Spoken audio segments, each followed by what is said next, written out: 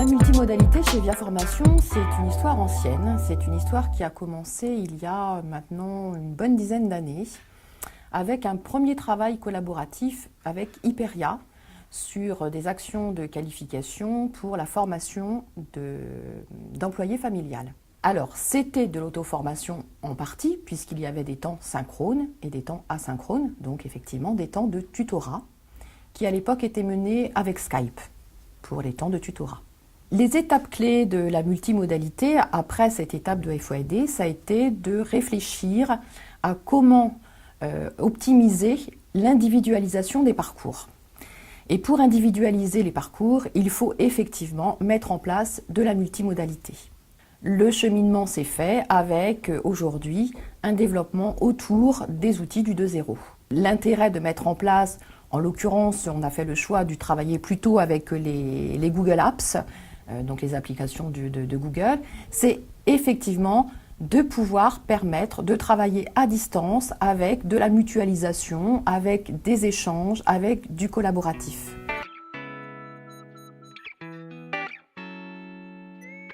Chez Via Formation, donc, la multimodalité a commencé effectivement à l'Aigle, par le biais d'un projet Reflexbook que l'on a mis en place sur le dispositif Espoir.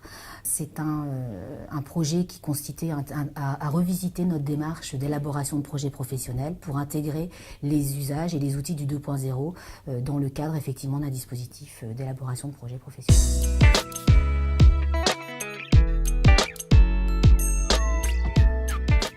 C'est effectivement important autour d'un projet multimodal de rappeler un peu les étapes nécessaires au sein de la direction pour finalement accompagner le projet dans la stratégie globale de l'organisme de formation. Le processus qualité qui a été vraiment revisité, c'est bien sûr la gestion des ressources humaines. C'est fondamental d'accompagner en fait les équipes, comme a pu le dire Claudine, dans le développement des compétences. Donc revisiter en fait notre plan de formation. On a effectivement mis en place un processus d'accompagnement, voilà, diagnostic aidé par AGFOS, qui nous a permis de diagnostiquer les compétences, faire une cartographie des compétences existantes et puis les compétences aussi du devenir. Donc on est vraiment passé par cette étape fondamentale.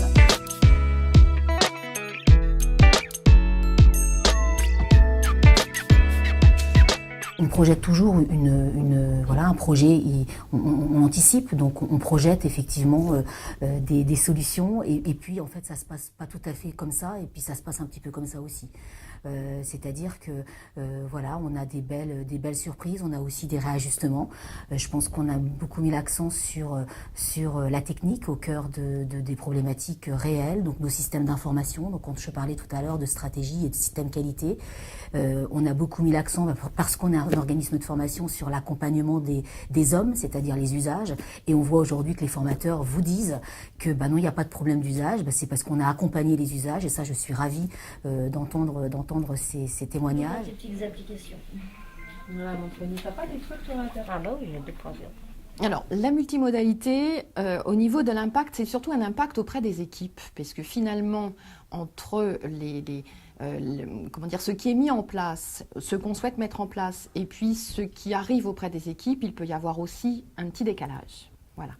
Donc, il faut effectivement réussir à convaincre les équipes de l'intérêt aussi de la multimodalité et du 2.0.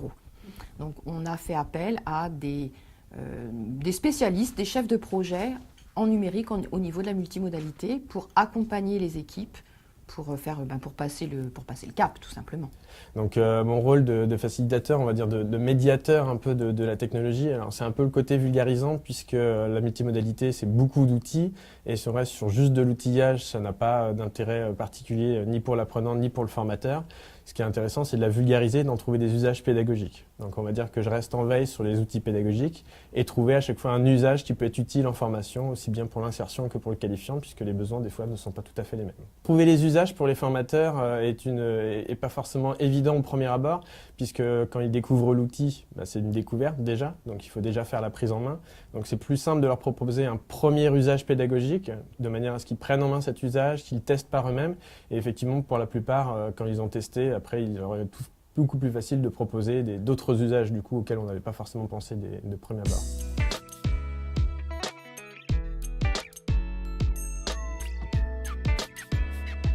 Les changements principaux qu'il y a dans le métier de formateur, déjà, je pense qu'il y a une augmentation de compétences, des nouvelles compétences que le formateur, on va dire, classique n'a pas forcément, c'est-à-dire toutes les compétences numériques, qui sont des compétences transversales, qui font partie du nouveau métier de formateur, puisqu'on n'avait pas forcément besoin au départ d'en avoir.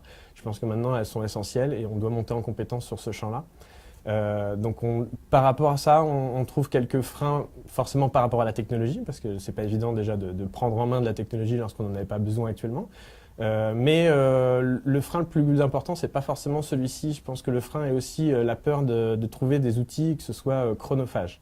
C'est-à-dire qu'on leur demande de faire des choses en plus, parce que la complexité dans la vulgarisation de ces outils est de faire prendre conscience aux formateurs que ce n'est pas chronophage, mais que finalement c'est un facilitateur sur sa nouvelle façon d'animer et d'organiser sa séance de formation. Les usages et les compétences d'un formateur aujourd'hui, alors je disais, les compétences numériques effectivement sont essentielles, mais il y a aussi dans sa façon d'animer, ça change aussi les comportements dans sa façon d'animer, puisque par exemple sur une simple classe virtuelle, on voit bien qu'on n'a pas le même rapport avec les apprenants qu'en physique, en face à face. Donc il y a la façon dont on anime, dont on se gère son temps, dont on laisse la parole, comment arriver à faire des coupures dans son déroulé pédagogique, tout en laissant la parole pour les interactions avec les apprenants. Et le distanciel demande à être beaucoup plus géré et cadré de ce point de vue-là. En physique, c'est beaucoup plus facile, on laisse la parole à quelqu'un, en tout cas on a les personnes en face, là il faut donner la parole, laisser le micro, voilà. Il y a une partie technique qui vient s'ajouter à la chose, c'est un peu moins naturel comme animation et du coup c'est une autre animation. Donc ça, effectivement, dans ce terme d'animation, il y a une compétence supplémentaire à avoir. Ce frein de penser que les outils multimodaux sont chronophages, il est compréhensible dans le sens où c'est quelque chose qui n'était pas dans les habitudes et qui du coup s'ajoute, donc on a l'impression que c'est un ajout. En réalité, je pourrais faire un peu le parallèle par rapport à l'informatique et aux outils numériques qui existaient avant, le traitement de texte. On va dire il y a 20-30 ans, on n'imaginait pas forcément s'utiliser un ordinateur et on pensait qu'utiliser un ordinateur, c'était reprendre le boulot que pouvait faire du secrétariat, toutes les choses qui n'appartenaient pas aux cibles, le cœur de métier de base. Et finalement, on se rend compte que maintenant, on ne pourrait pas se passer d'un ordinateur, on ne pourrait pas se passer d'un traitement de texte, on ne pourrait pas se passer d'un tableur. Et je pense que les outils multimodaux sont un peu dans le même principe.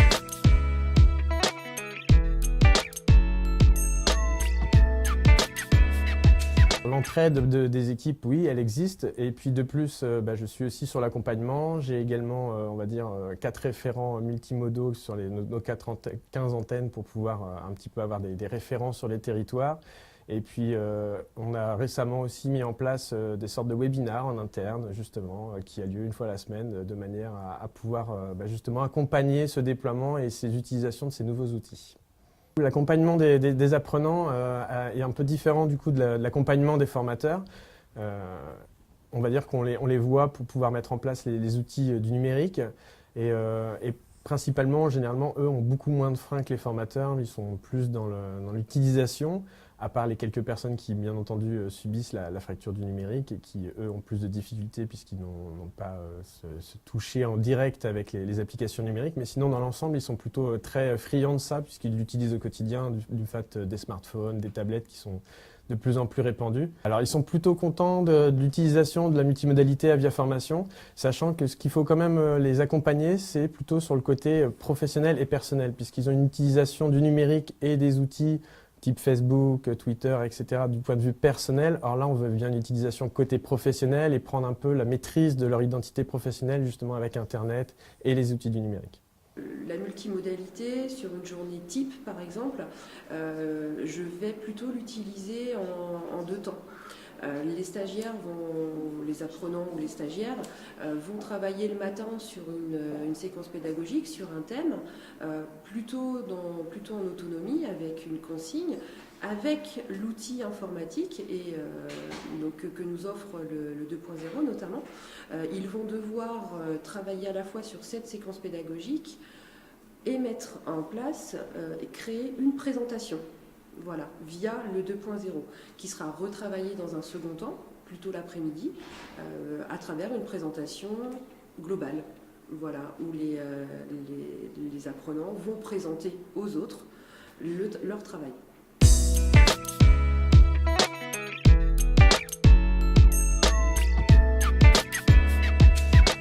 Justement, en termes de tuyaux, on a plusieurs solutions. On va avoir des gros tuyaux, on va avoir plusieurs tuyaux et parfois il va falloir élargir ces tuyaux. Vulgairement, c'est comme ça qu'on peut l'imaginer. C'est le côté le plus complexe en fait. C'est que sans ces tuyaux, aujourd'hui, il n'y a plus rien qui fonctionne. L'infrastructure pour faire marcher tout ça, en fait, la mécanique, c'est des câbles et des câbles, du cuivre comme on ne peut pas l'imaginer, et surtout que des connexions Internet. Mais alors à plus finir. Aujourd'hui, rien ne peut marcher sans la connexion Internet, et on est victime du tuyau. Les apprenants qui arrivent chez nous, on va avoir plusieurs sortes d'apprenants en fait. Des personnes qui seront là de façon passagère et qui utiliseront directement la salle informatique qu'on a au sein de VIA.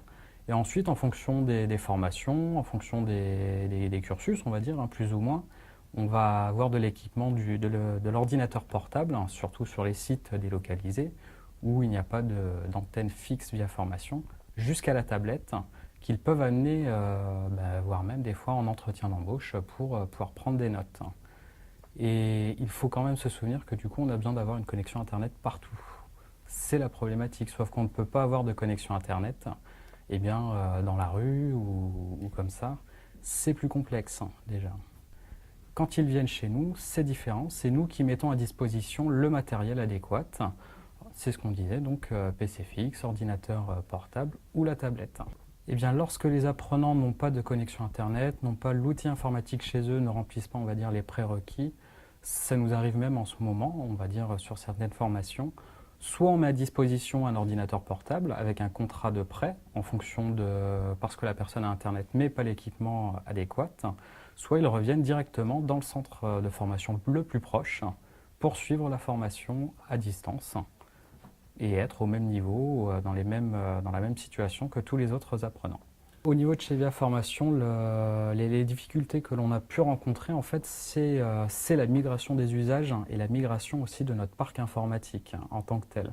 On est passé d'une salle informatique où tout était cloisonné et rien ne pouvait sortir, on va dire, de cette salle, avec des ressources partagées dans la même salle, à des ressources partagées sur Internet, disponibles chez soi, dans la voiture, sur le téléphone portable, même si on n'est pas censé téléphoner. Mais voilà, du coup, il a fallu sortir du carcan de la salle informatique. Et du coup, on en a beaucoup parlé, c'est la connexion Internet qui est devenue le cœur de toutes ces plateformes, qui est indispensable aujourd'hui. Et on est beaucoup plus confronté, on va dire, à des problèmes de bande passante. On a beaucoup d'intermédiaires entre la salle informatique ou la tablette et la ressource maintenant qui est directement sur Internet. C'est la gestion de tous ces fournisseurs, donc pour ne pas les citer, mais tous les fournisseurs avec lesquels on va travailler et sur lesquels il va falloir solutionner des problèmes. Donc on est plus souvent au téléphone au final qu'en train de démonter un ordinateur.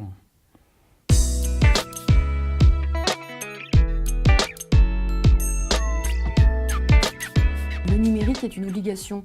Donc je travaille avec les outils numériques depuis toujours, donc effectivement c'est pas quelque chose qui me pose de problème, au contraire je trouve que c'est quelque chose de particulièrement intéressant et enthousiasmant.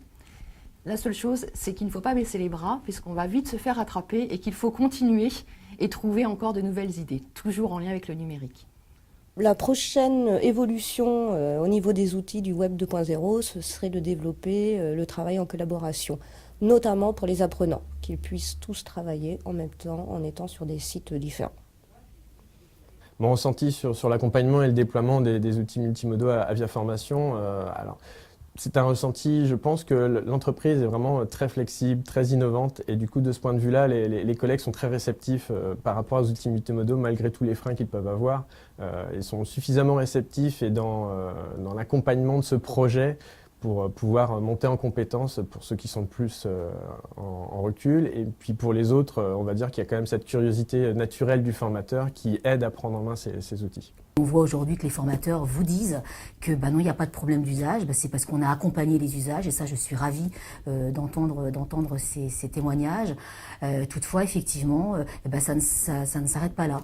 Ça s'arrête aussi, voilà, il faut prendre aussi en considération tous les impacts techniques et les investissements physiques vraiment dans un point qui paraît fondamental, c'est la mobilité et la gestion des achats. Donc ça percute bien au-delà le processus le processus pédagogique et le processus de la gestion des ressources humaines, mais vraiment les processus aussi logistiques, achats, informatiques, toutes les infrastructures de l'organisme. Donc autant vous dire que si c'est pas porté au plus haut de la direction, c'est des projets qui ne sont pas faciles à mettre en place. Voilà. Par rapport à l'investissement de la région Basse-Normandie dans le soutien des organismes de formation, c'est vrai que j'ai envie de les remercier parce qu'ils ont mis en fait un projet en cohérence avec les usagers de la formation professionnelle et ils ont imposé dans leur cahier des charges un quota de multimodalité, mais ils ont aussi accompagné les organismes de formation via des projets comme le nôtre, le Réflexbook sur l'espoir de l'Aigle. Donc en fait, voilà, ils nous ont permis aussi de réinterroger nos modèles, de faire évoluer nos pratiques. On a retrouvé ce temps, on s'est recentré sur le temps pour redonner le sens à notre travail et ça c'est fondamental, c'est-à-dire que imposer c'est bien, accompagner c'est mieux. Moi je vous invite à revenir dans 10 ans et la multimodalité finalement va se déployer sur l'ensemble des fonctions dans notre organisme et je pense avant 10 ans.